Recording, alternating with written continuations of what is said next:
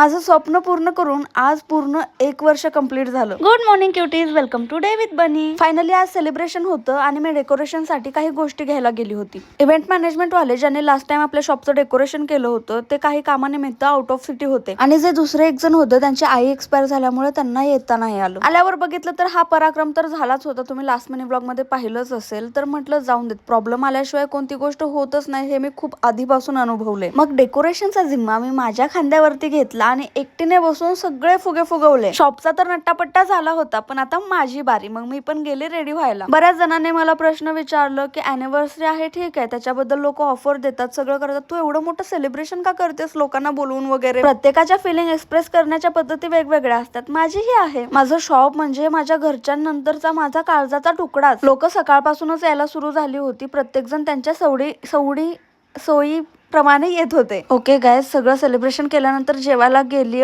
पण आता सध्या मला व्हॉइस ओव्हर करताना सुद्धा खूप जाम भूक लागली, त्यामुळे समजून घ्या. मग मस्त पैकी फॅमिली डिनरला गेलो, खूप एन्जॉय केलं. आजचा दिवस खूपच भारी होता यार. माझं असं झालं होतं की यार आपल्या बाळाचा पहिला बर्थडे असल्यावर आई बाबा कसे त्याच्यासाठी एक्साइटेड होऊन सगळं करतात ना आनंदाने, माझ्या फिलिंग्स पण काही तशाच होत्या. शेवटी एवढंच म्हणेन, येतो बस शुरुआत है, पिक्चर अभी बाकी है मेरे दोस्त. स्वप्न खूप मोठी आहेत, ती पूर्ण करायला कष्ट पण खूप करावे लागणार आहेत. बट स्टील इथपर्यंत आली आहे ना, तिथपर्यंत पण नक्की जाईन.